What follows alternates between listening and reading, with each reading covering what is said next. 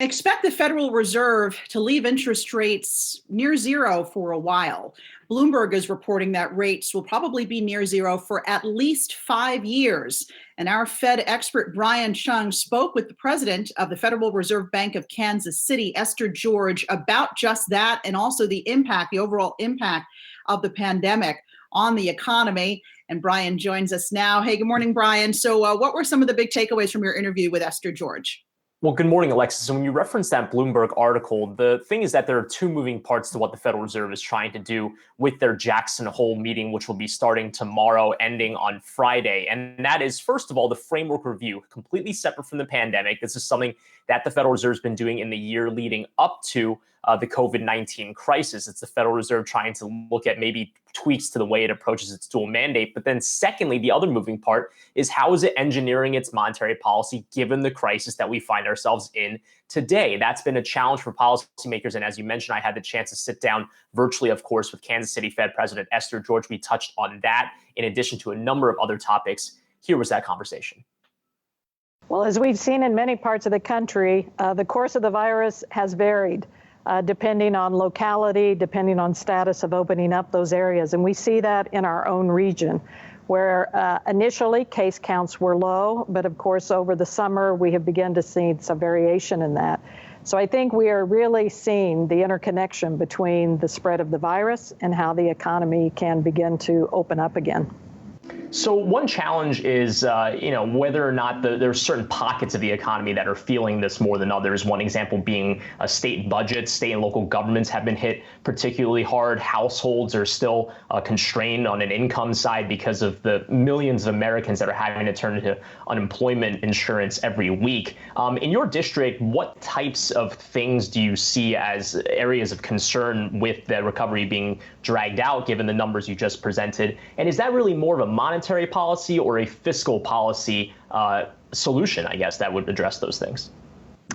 So part of the way we judge how the economy is unfolding, in addition to the data collections we get, is really to talk to our contacts throughout that 7-state area. And so we get firsthand information on where some of the pain points are and where things may be improving. One of the things I've observed, though, it has really taken both the actions of the Federal Reserve as well as fiscal policy that has been critical to how households and businesses have been able to survive during this period.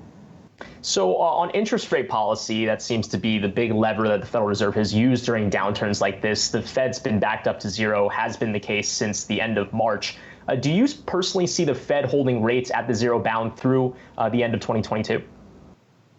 So I think when we look at the forecast for the economy, holding rates where they are today is really going to be a function of how the economy unfolds. And I think right now it's too soon to really tell what's going to happen, what will happen this fall in terms of the virus, what will happen in terms of the pattern of recovery.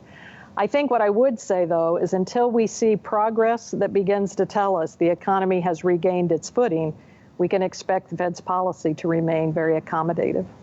What does progress mean, given what you just said? I mean, I guess another way of asking this is about the forward guidance. There's been talk about pinning liftoff to some kind of outcome-based guidance, whether or not that's the unemployment and or the inflation rate, or calendar-based guidance, committing to leaving rates this low until a certain date. What are the indicators that you're looking for, and could you see them seeing the Fed codify that in the communication?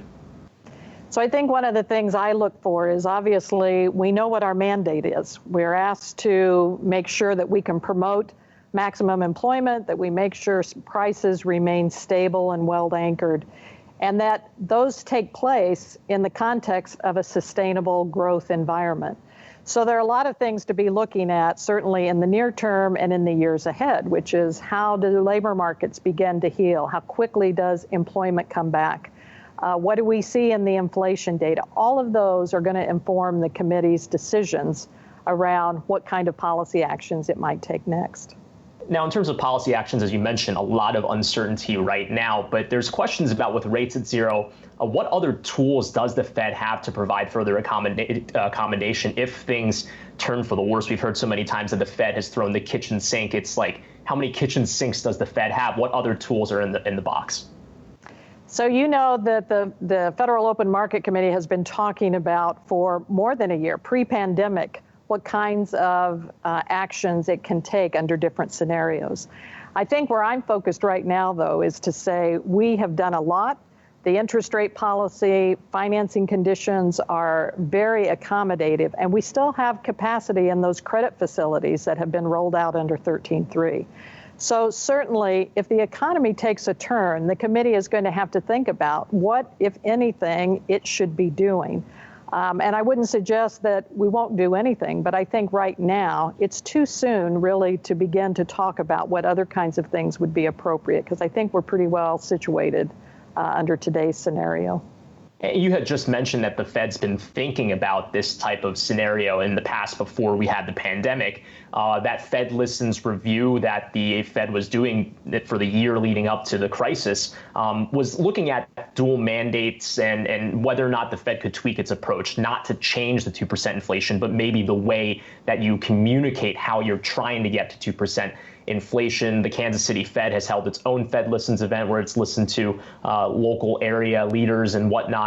What was the biggest takeaway for you from that process? I know that Chairman Powell will be speaking about the framework review on Thursday, but just based off of your personal interactions through this process, what's been the big, one takeaway from that? So I think one thing that's been very important, Brian, is the process itself.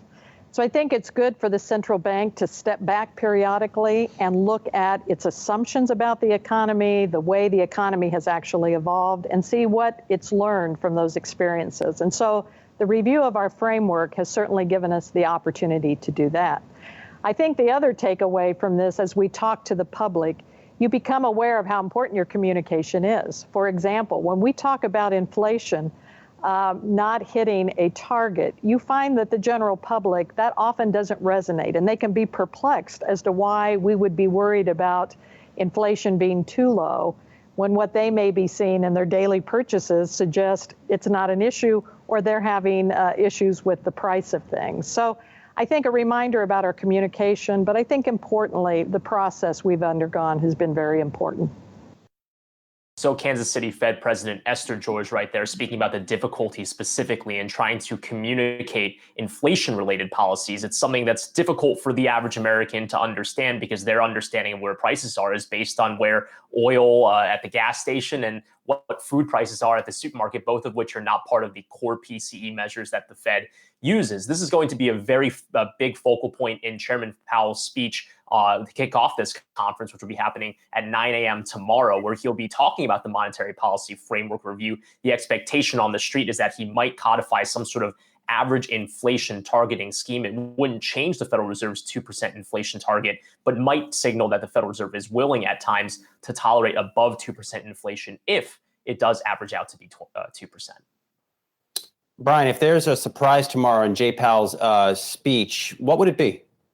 Well, the expectation is that the Federal Reserve will maintain its dovish stance, just like you heard from Kansas City Fed President Esther George in our interview. The Federal Reserve is committed to keeping monetary policy, quote, very accommodative. Again, this is coming from one of the more hawkish members of the Fed. So Chairman Powell will likely hit on that. It's unlikely that he'll provide any sort of specificity with regards to what the current policy is, because the speech will be focused broadly on the monetary policy framework, as I mentioned. So if anything, it would be more of a structural change to the way that the Federal Reserve either approaches or communicates the 2% target that the Federal Reserve has tried to shoot for ever since the last crisis. So this is something that will likely be in focus. Keep in mind that this type of conference, the Jackson Hole conference that takes place every year at the end of August, is mostly an academic exercise. Very rarely does it yield anything with a lot of specificity to the current environment right now. But as we know, Brian, the Fed's already been backed up at zero rates, so it seems like there's kind of no surprise there. All right, we're going to be carrying Jay Powell's speech live here at Yahoo Finance from that Jackson Hole convention tomorrow morning, shortly after 9 a.m. Eastern. And if you want to hear more from Esther George, you can do that at yahoofinance.com/presents.